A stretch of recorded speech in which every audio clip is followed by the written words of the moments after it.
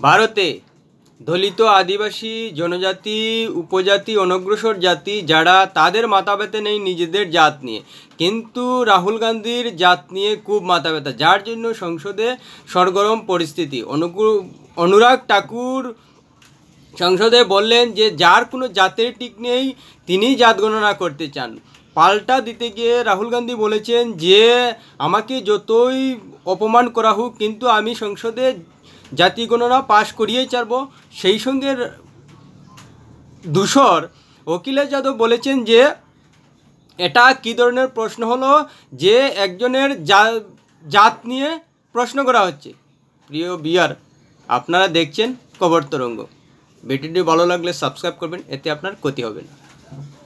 প্রথমত যে রাহুল গান্ধী বললেন তাকে যতই অপমান করা হোক, যদি জাত নিয়ে তাকে প্রশ্ন করলে অপমান হয়ে যায়, তাহলে অন্যান্যদের জাত নিয়ে যখন গণনার প্রশ্ন আসবে তখন কি তাদের অপমান হবে না? জাত গণনা কি কাউকে না জিজ্ঞেস করে হয়ে যাবে? অর্থাৎ কাউকে আপনি কোন জাতের না বললে কি সরকারিভাবে জানা যাবে যে সে কোন জাতের? তাহলে অন্যকে জাত গণনা সময় জাত বলতে তার অপমান হবে না, আর রাহুল গান্ধীর অপমান হয়ে যাচ্ছে। আশ্চর্যজনক না? সেই সঙ্গে রাহুল গান্ধীকে সমর্থন করছেন অখিলেশ যাদব, সেটাই কিন্তু আশ্চর্যের। আর রাহুল গান্ধী এভাবে করছেন কেন? রাহুল গান্ধীর উদ্দেশ্যটা কি? মানুষকে গরিব থেকে তুলে আনা, না মানুষকে জাতি গণনার মাধ্যমে ভাগ করা? আসলেই কংগ্রেসের মূল লক্ষ্য ডিভাইড অ্যান্ড রুল। না হলে যদি গরিব থেকে তুলে আনার মানসিকতা থাকে কংগ্রেসের, তাহলে গরিব কোন অবস্থায় রয়েছে দেশে সেটা বিচার্য। সেটাই প্রশ্ন আসে যে 1945 সালে বা 1951 সালে ভারতবর্ষের গরিব শতাংশ ছিল 45.3%। তারপর 1970-73 সালে মানুষের গরিবের শতাংশ ছিল 60 থেকে 63%, আর এখন বর্তমানে প্রায় 12%। অর্থাৎ গরিবের যে সংজ্ঞা সেটা কিন্তু ভারতবর্ষে কমে এসেছে এবং বিভিন্ন সমীক্ষাও বলছে কমে এসেছে। আর বর্তমানে ভারতে গরিবের সংজ্ঞাটা কীভাবে কতটুকু ইনকাম হলে একজন মানুষ গরিবের পর্যায়ে পড়ে? বৎসরে হিসাবে 27,000 টাকা একজন মানুষের ইনকাম যদি 27,000-এর নিচে হয় তাহলে তিনি গরিব, আর 27,000-এর উপর হলে গরিবের পর্যায়ে ধরা হয় না। অন্যদিকে মান্থলি শহরের ক্ষেত্রে 1200 এবং গ্রামের ক্ষেত্রে 1,059 টাকা। আবার মাসে খরচের ক্ষেত্রে 1,000 টাকা শহরে এবং গ্রামে 816 টাকা। সেই হিসেবে যদি ধরা হয় তাহলে কিন্তু যে পরিসংখ্যান দেখাচ্ছে যে গরিবের সংখ্যা ভারতবর্ষে 11% আশেপাশে বা 12% আশেপাশে, সেটাই ঠিক। তাহলে সেই হিসেবে গরিবের শতাংশ মাত্র 11%। তাদেরকে ধনীর পর্যায়ে তুলে আনা রাহুল গান্ধীর লক্ষ্য যদি হয়ে থাকে, তাহলে এই 11% শুধুই কি দলিত আদিবাসী জনজাতি এবং অনগ্রসর জাতির মধ্যেই পড়ে? অন্যান্য সম্প্রদায়ের মধ্যে কি সেই গরিবের মধ্যে পড়েন না? তাহলে তিনি জাতি গণনা কেন করতে চান এবং সমবন্টন করতে চান? বর্তমান ভারতবর্ষে স্বাধীনতার পর থেকে যেভাবে ওবিসি, এসটি, এসসি সংরক্ষণ দিয়ে সরকারি সুযোগ সুবিধা সহ চাকরিতে সুবিধা দিয়ে আসা হয়েছে, তাতে অনেক এসসি, ওবিসি, এসটি সম্প্রদায়ের মানুষ গরিব পর্যায় থেকে উঠে এসেছেন। তাহলে রীতিমতো একটা বড় সংখ্যক মানুষ গরিব থেকে উঠে এসেছেন। তাহলে জাত গণনার অর্থটা কি? আসলে ডিভাইড অ্যান্ড রুল পলিসি। আর এর মধ্যে আরেকটা পয়েন্ট হলো যে সেই জাত অন্য কোনো ধর্মের মধ্যে রয়েছে বা জানা যায় ভারতবর্ষে? নিশ্চয়ই সেটা না, সেটা হিন্দুদের মধ্যে। হিন্দুদের মধ্যেই এসসি, ওবিসি, দলিত, আদিবাসী, খ্রিস্টান, বৌদ্ধ, ফার্সি, জৈন, মুসলিম, কোনো ধর্মের মধ্যে সেই এসসি, এসটি, ওবিসি সম্ভবত নেই। তাহলে সেই হিন্দুদের মধ্যে যাদের শতকরা বসবাস ভারতবর্ষে 80% রূপে, তাদেরকে কেন এভাবে ভাগ করা হচ্ছে ক্ষত্রিয়, ব্রাহ্মণ, দলিত, আদিবাসী, শূদ্র, কায়স্থ নিয়ে? রাহুল গান্ধী কেন এটা করতে চাইছেন? আসলেই তিনি জাতি গণনা করে দলিত আদিবাসীদের একটা অংশকে নিজেদের দলের দিকে টানতে চান ভোট গণনার জন্য, আর বিজেপিকে দুর্বল করতে চান। অর্থাৎ তিনি রাজনীতির জন্য, নিজের দলের ফায়দার জন্যই এভাবে জাতি গণনা করতে চান। যদি সত্যিকার অর্থেই তার মানুষের উন্নতির চিন্তাধারণা থাকতো, তাহলে ভারতবর্ষে বর্তমানে যারা গরিব পর্যায়ে রয়েছে তাদেরকে তুলে আনার জন্য কী করে আরও অন্য প্রকল্প চালু করে যায় সেটা তিনি করতেন। কেননা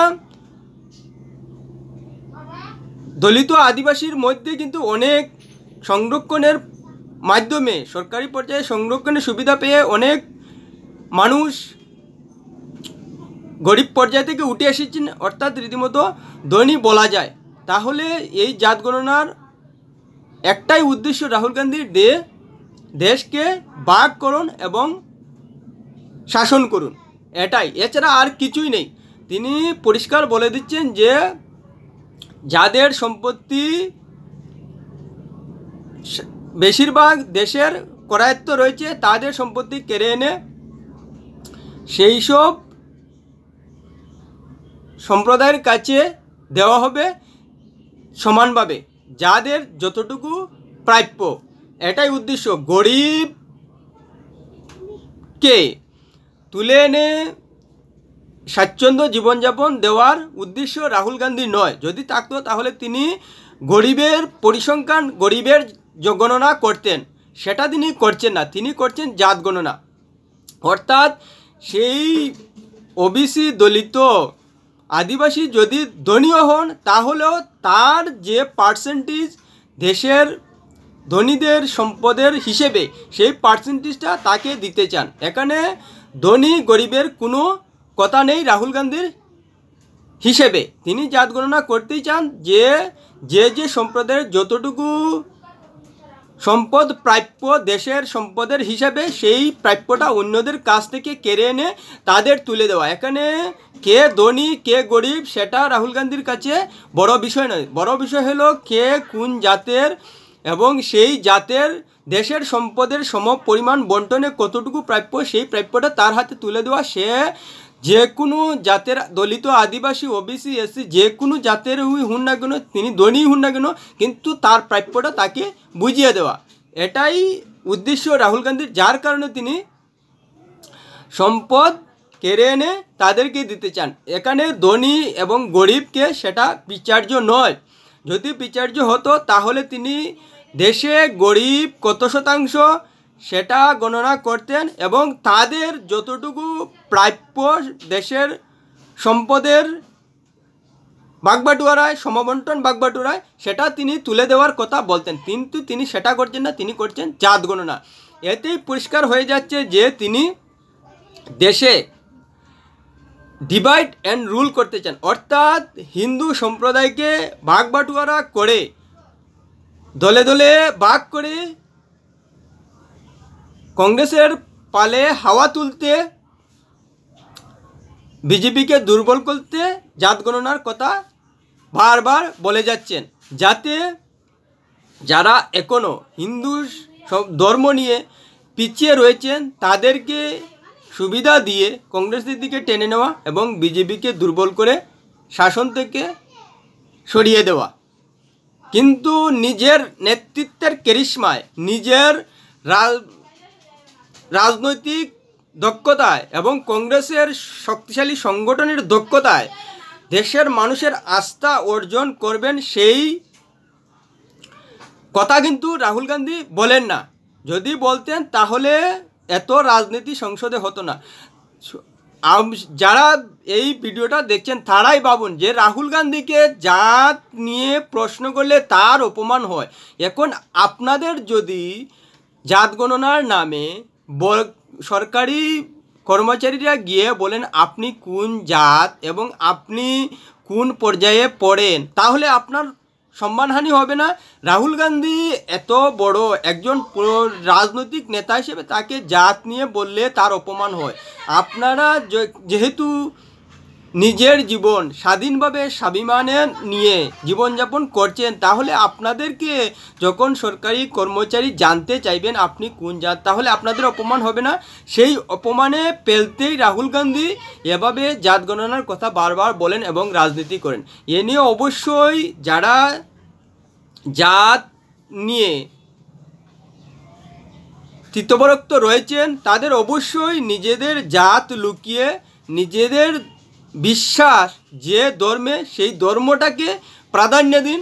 জাত যেহেতু সবথেকে নোংরা এবং ভারতবর্ষে একটা কুসংস্কার হয়ে রয়েছে, তাই এটা থেকে মুক্তি পেতে নিজেদের জাত লুকিয়ে দিন এবং কোনো রাজনৈতিক দল কোনো রাজনৈতিক নেতাকে কোনো অবস্থায় এই সুযোগটা দেওয়া উচিত নয় এবং নিজেদের ধর্মীয় বিশ্বাসটাকে এগিয়ে রেখেই সেভাবে এগোনো উচিত। না হলে এভাবে রাহুল গান্ধী অখিলেশ যাদবরা বারবার জাত নিয়ে হিন্দু ধর্মের ভাগাভাগি করতে থাকবেন এবং শাসন করতে থাকবেন।